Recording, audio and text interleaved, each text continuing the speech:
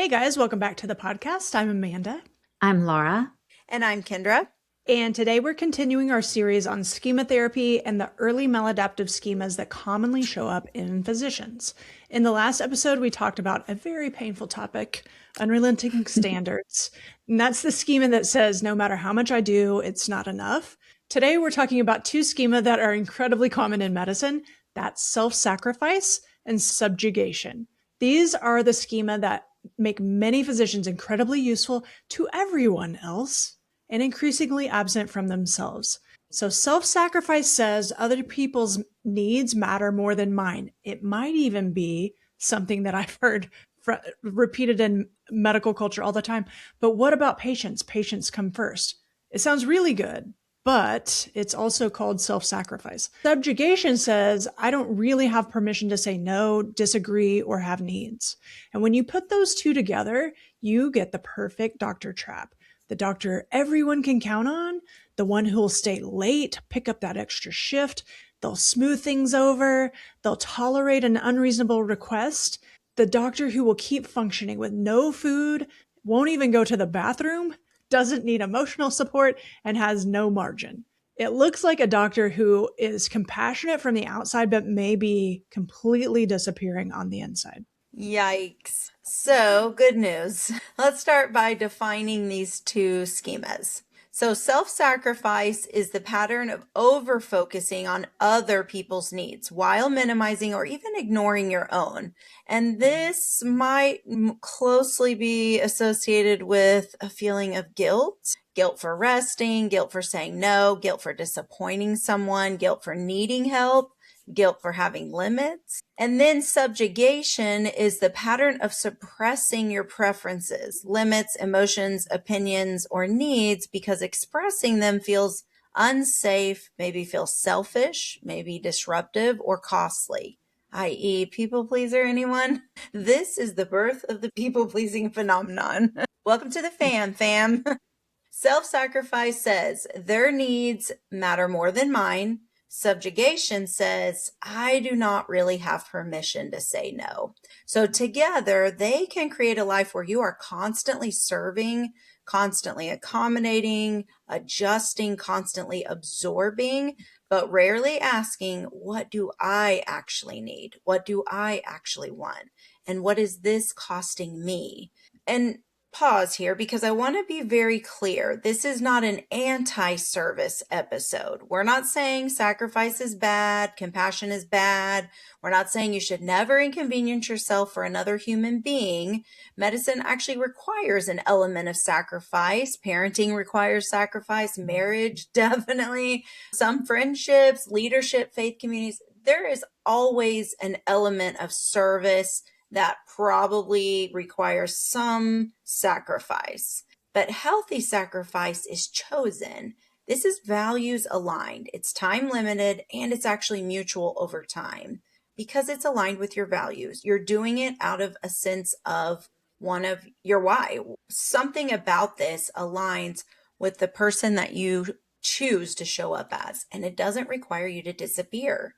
Schema-driven self-sacrifice is different. It's compulsive. It's driven by guilt, fear, identity, or the belief that your needs are less legitimate than everyone else's. So, healthy service asks, what is wise and loving here? Schema-driven sacrifice asks, how do I keep everyone from being upset with me?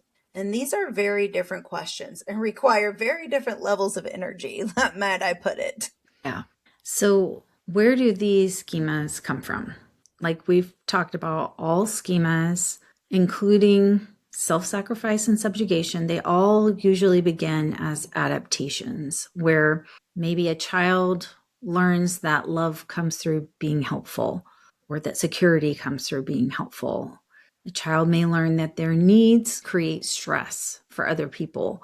Maybe the child learns that conflict leads to anger, withdrawal, criticism, or punishment. Or maybe the child learns to monitor everyone else's emotions before speaking.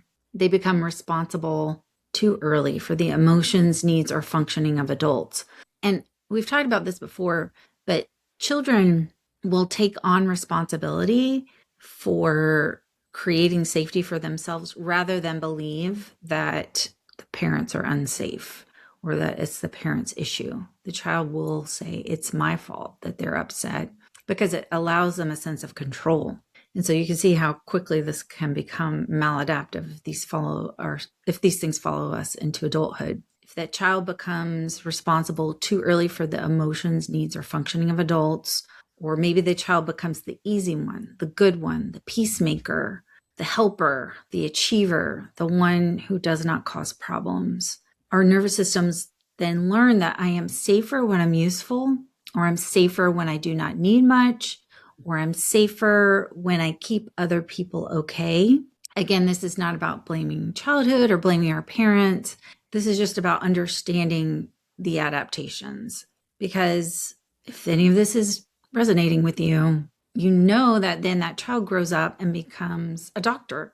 And medicine looks at that adaptation and says, awesome, we can use that. It's exactly what we want.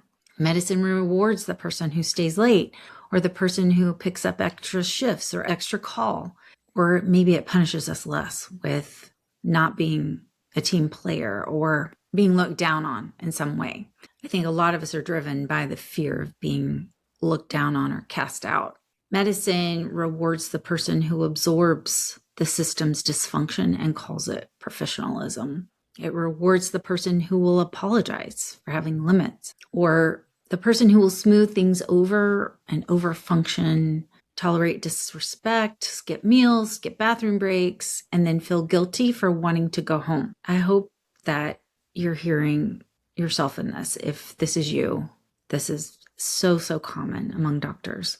So in doctors, self-sacrifice can look like saying yes to extra shifts, extra committees, extra call when you're already depleted. It can look like answering messages on your day off because you feel guilty if you don't, or apologizing for asking for basic staffing support or sleep.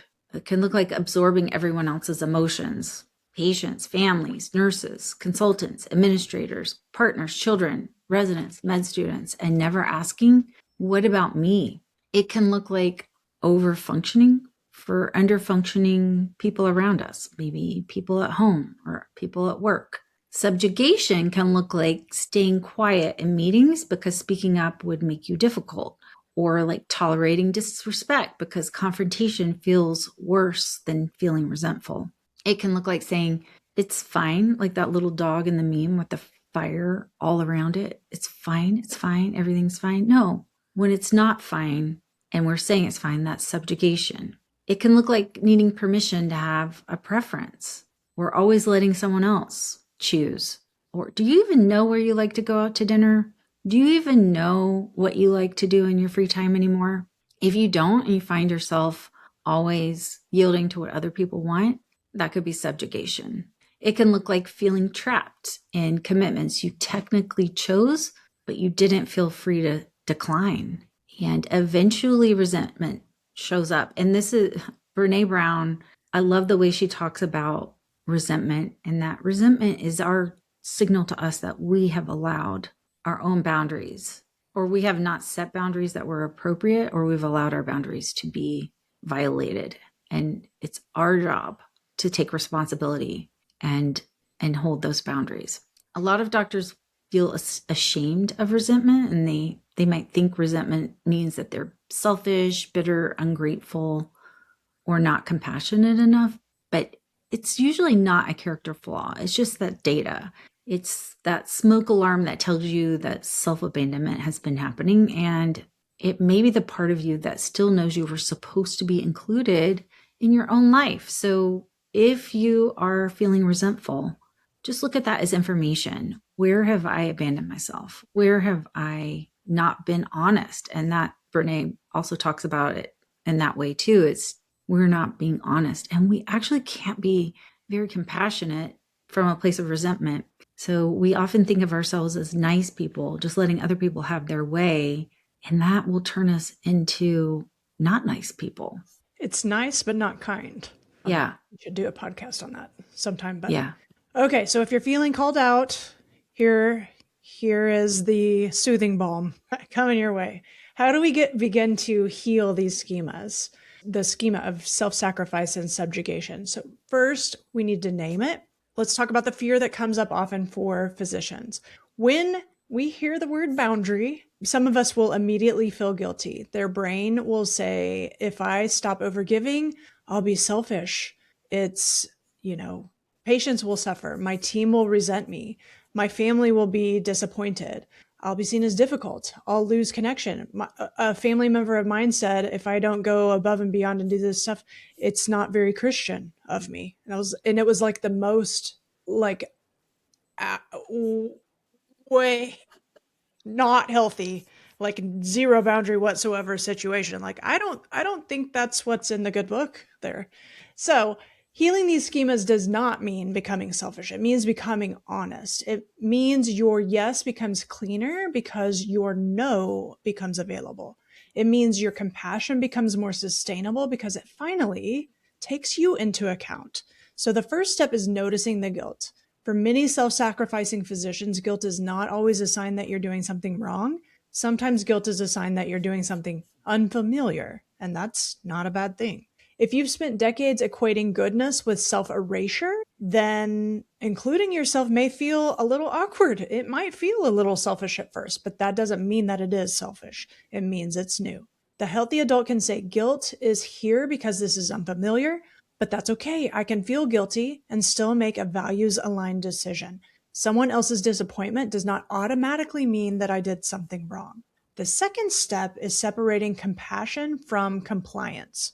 Compassion asks, what is loving? What is wise? What is a sustainable response here? Compliance asks, what will keep people from being upset with me, even remotely? Those are not the same question. A lot of doctors think they are being compassionate when they are actually trying to avoid someone else's disappointment, anger, judgment, or disapproval. So before you say yes, just pause, take a deep breath, and ask yourself, am I choosing this from love and from what actually matters to me? Is this one of my values? Or am I choosing this because I'm afraid of what will happen if I don't? Maybe I'm scared somebody's not going to like me. Maybe I'm scared that somebody's going to whisper, I can't believe she did that, and under their breath. It's going to be okay. I promise. The third step is practicing capacity before commitment. So before you agree to anything, pause and ask, do I actually have the capacity for this? Not, can I technically force myself to abandon all my human needs in order to accomplish this? Not, could I make it work if I sacrifice sleep, exercise, family, and emotional stability? But do I have real capacity for this? And I would even go further and say, do I have the capacity to do this at a level that I would be proud of? If it's no, if you're going to just be slapping something together, then maybe you don't actually have the capacity for this. Many physicians are so used to overriding their limits that they confuse possibility with capacity. It's not. It is not the same thing. Just because you can force it doesn't mean that you truly have capacity. The fourth step is practicing small, clean boundaries first. We're not asking you to go from 0 to 100. Most self-sacrificing doctors actually don't need a dramatic personality overhaul. They just need to start doing the reps. With a lot of this stuff that we do, like for instance, negative, we look for the negative of what's going wrong. I have this, I'm a visual person. So I have this image of someone that only does arms and chest and they never do leg day. And we're walking around with these little tiny toothpick legs. So we just need to start doing reps on practicing some small boundaries of evaluating what our actual capacity is, of starting to say no. And we'll get there. Soon our legs will look just as ripped as our arms and chest do. So doctors need to practice saying clear, non-defensive, non-over-explained sentences. I'm not available for that shift. I can help with X, but I can't take on Y. That timeline actually doesn't work for me. Or maybe you could say something like, I want to support the team, but I also need this to be sustainable. Like just calling it out, like that's actually accurate.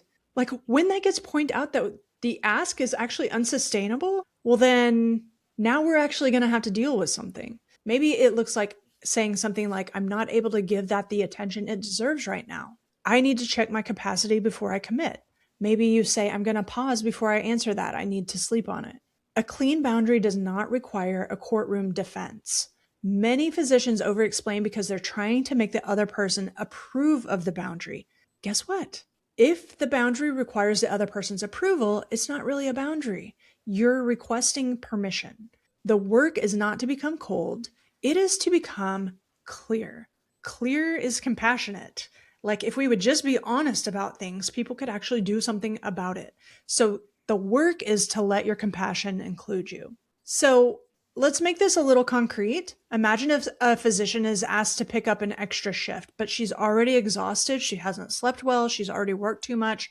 It's been really short. She has been really short with her kids. Her body is screaming no. But the request comes in and immediately the schema activates. Self-sacrifice says, they need me. I don't want to let them down. Other people are working hard too. Subjugation says, I don't really have a choice. If I say no, they'll think I'm not a team player. This is what's expected. It will create tension. I don't want to be a problem. The coping style might be surrender. So in which case then she would say yes, but also feel extremely resentful and maybe even get sick. Or maybe she avoids it. She ignores the message because she can't tolerate the guilt of answering. Maybe it looks like overcompensation. She becomes irritated and harsh because she's overridden herself so many times that the only available energy left is anger. She still does the thing, but she's angry about it. A healthy adult response sounds different. It sounds like, I care about my team, but I'm a human being. I also happen to have limits. Surprising. It should be so obvious to us, but it's not. Maybe she says, I do not have the capacity for this shift. Saying no doesn't mean that I'm selfish. It just means I'm telling the truth. The actual response might be very simple. I'm sorry. I'm not available for that shift. Period. That's it. No essay, no confession, no defense brief, no attempt to make everyone understand and be happy with your decision. Just a clean no. I want you to notice where self-sacrifice or subjugation might be showing up for you. Where are you saying yes when your body is saying no? Where are you calling it compassion when it actually might be more like compliance? Where are you overriding your limits and then feeling resentful? And if you don't know what resentful feels like, I invite you to notice so that then the next time you are aware. Because some people, and it's funny because when I go into this with clients and I say, what is, everyone knows what anger feels like, right? Everyone knows what, strong, but I'm like, what does feeling resentful look like? And there's not a lot right off the bat, but then when you bring up a situation that caused resent, then they're like, oh, this is what I did. I shut down, or I, cussed under my breath, or whatever it says. But it's interesting. You may not notice resentful, but just try this in that situation, and whatever you felt when you said yes, that's it. Okay. But where do you need permission to have a preference? That's interesting. And where might your healthy adult say, my needs matter too? So remember, compassion includes you. Your yes becomes cleaner when your no becomes available. Make your no just as available as your yes. It's an easy way to put it. And a boundary is not a failure of love. It's one of the ways love becomes sustainable. So in the next episode, we're going to talk about emotional inhibition and emotional deprivation. And these are the schemas that teach doctors to function beautifully while feeling profoundly alone. So that's it for today's episode, friends. If you found this conversation helpful, the best way to support us is to subscribe. So click that button now, and by rating and leaving us a review, because it helps other physicians find us and it moves us up on the list. And if you do leave a review, take a quick screenshot and email it to podcast@thewholephysician.com, and we will send you a free ebook on emotional regulation, which is actually one of our most requested and impactful topics. And before we go, just wanted to mention that we do have a weekly newsletter called the Weekly Well Check. These are bites of encouragement straight to your inbox. Plus, we'll give you details of our upcoming master classes. So click the link in the show notes to get connected to us. It's easy. It only takes a few seconds to sign up, and we'd love to have you. So thanks for spending time with us today. Until next time, you are whole, you are a gift to medicine, and the work you do matters.